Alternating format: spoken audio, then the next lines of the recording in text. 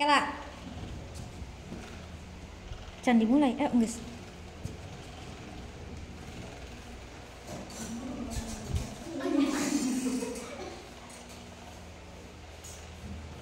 Assalamualaikum warahmatullahi wabarakatuh. Waalaikumsalam warahmatullahi wabarakatuh. Selamat sore anak-anak. Sore Ibu. Masih semangat gak? Semangat. Enggak, itu mah enggak semangat. Kenapa Bu?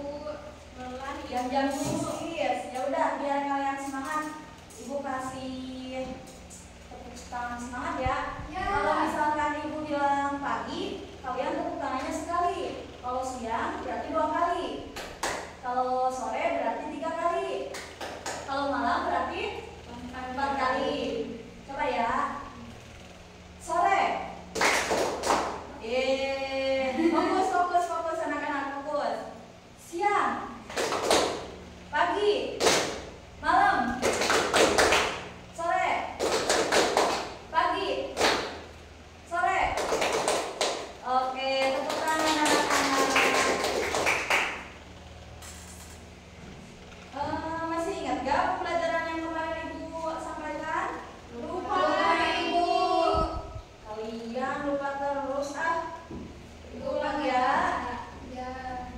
Nah, kemarin Ibu cerita tentang cerita pendek ya? Ya. Iya.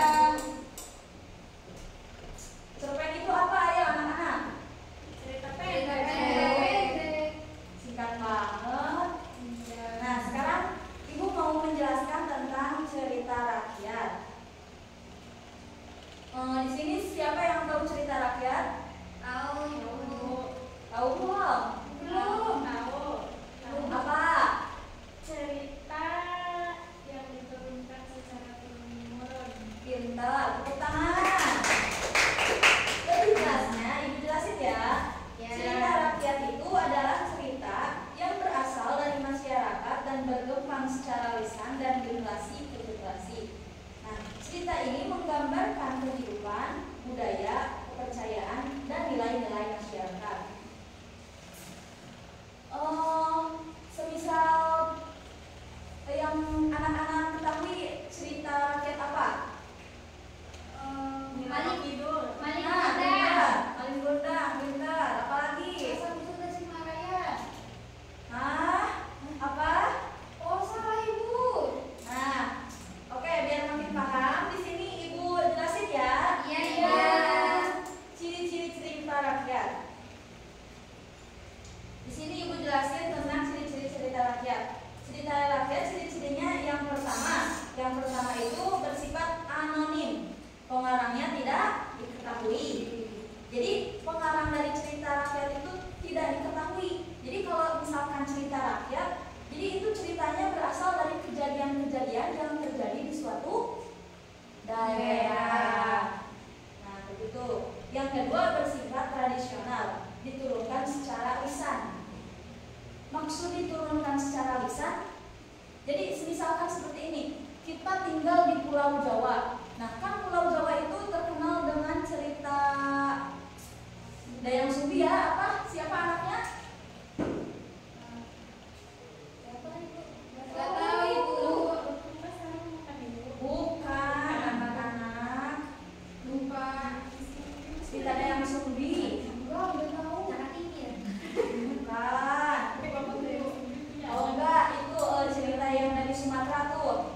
Cerita Maling Kundang. Iya. Nah, berarti orang-orang Sumatera itu menjelaskan dari nenek moyangnya, dari leluhur-leluhurnya, menjelaskan secara lisan bahwa asal usul terjadinya batu si Maling Kundang itu asal usulnya ya dari cerita-cerita yang terjadi dari masa lalu. Seperti itu anak-anak. Itu yang ciri-ciri cerita rakyat. Yang kedua yang bersifat tradisional. Yang ketiga mengandung nilai moral dan pelajaran hidup. Jadi bisa disebut cerita rakyat itu jika cerita tersebut mengandung moral dan pelajaran hidup. Misalkan dari cerita si Maling Kundang tadi. Nah, moral hidupnya kita harus patuh kepada kedua orang tua anak-anak. Kalau misalkan orang tua menyuruh kita sholat, misal Sri cepetan sholat, kata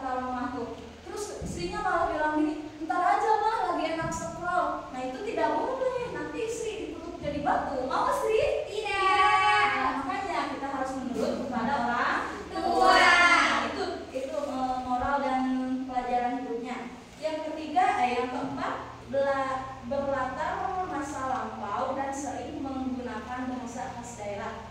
Kalau itu tergantung daerah masing-masing ya, tergantung cerita-cerita yang diturunkan orang leluhurnya masing-masing juga. Yang kelima, mengandung unsur keajaiban, mitos atau kepercayaan lokal. Misal dari cerita apa ya, Malin Kundang Rusia itu yang dalam Sumbi itu. Nah, cerita Nyi Roro Kidul itu banyak banget mitosnya tahu. Kan itu cerita Nyi Roro Kidul tentang Nyi Roro Kidul berada di laut selatan ya.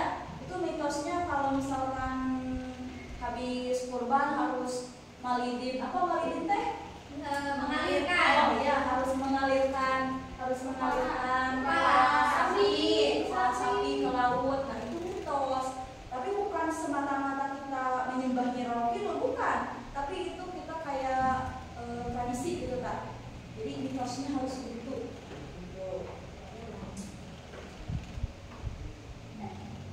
Nah, berarti berapa ibu tadi menjelaskan? Ada berapa? Ada berapa ibu menjelaskan? Ciri-ciri cerita rakyat? Ada lima. Nah, untuk selanjutnya ibu akan menjelaskan tentang jenis-jenis cerita rakyat. Ingat-ingat, nanti ibu tanya loh satu-satu. Jenis-jenis cerita rakyat.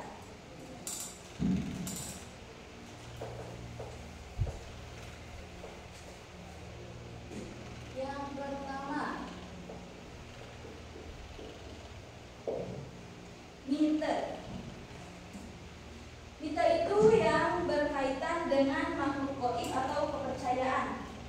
Kalau kita mah mitos kali ya gitu. Mite itu yang berkaitan dengan makhluk gaib atau kepercayaan. Contoh tadi yang ibu jelasin Nyi Roro Kidul ya, paham? paham. Yang kedua,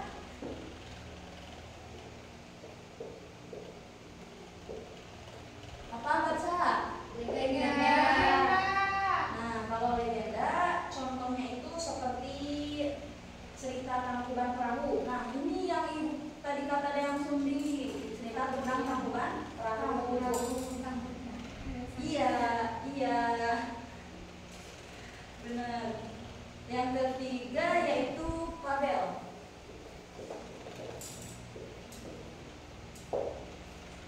Kalau fabel itu menjelaskan tentang tokohnya itu binatang yang bisa berbicara. Kalian suka nonton cerita pada zaman dahulu tidak? Suka. Di TV tuh. Iya, Ibu.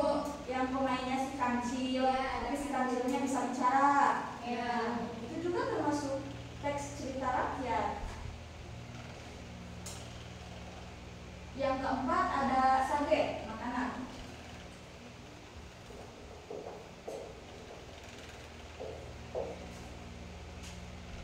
Kalau sage itu yaitu contohnya Ciumanara. Kalau sage itu cerita tentang pahlawanan atau tokoh sejarah. Kayak tokoh Ciumanara tuh.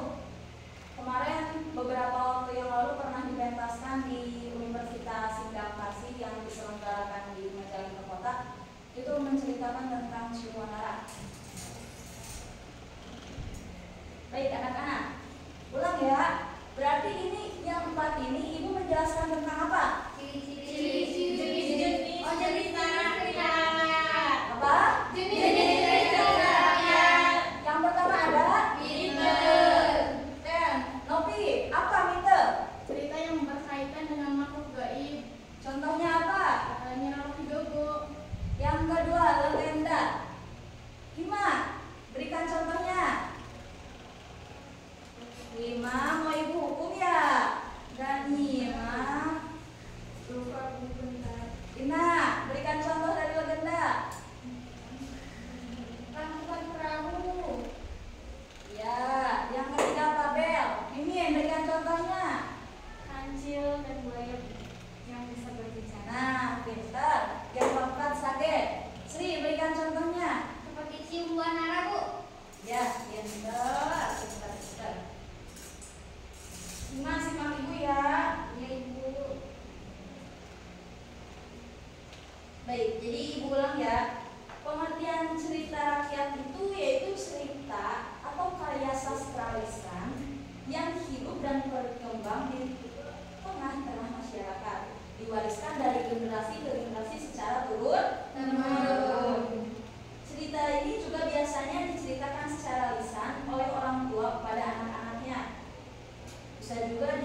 sebagai teman pengantar tidur pada anak-anak. Mengandung ajaran moral, nilai-nilai budaya, serta gambaran kehidupan masyarakat pada zaman dahulu. Baik, Ibu sekali lagi mau bertanya. Tadi Ibu menjelaskan tentang ciri-ciri cerita rakyat. Ciri-ciri terdiri dari berapa? 5.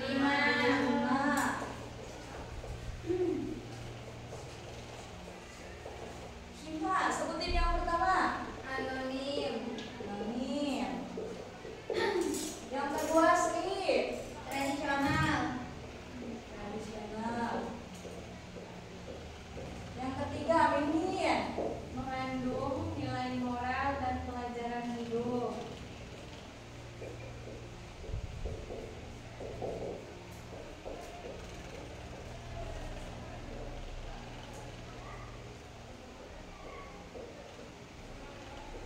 Yang keempat, Novi.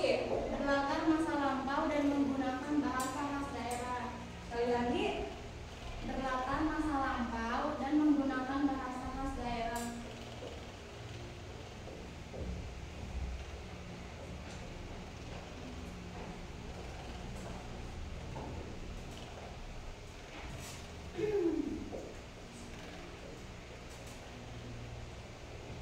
Yang kelima, Ina.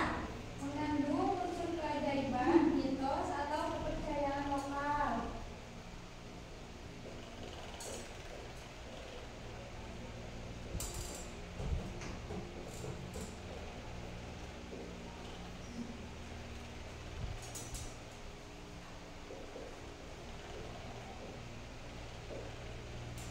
Nah, jadi kali ini Ibu menjelaskan tentang apa? Sekali lagi ulang.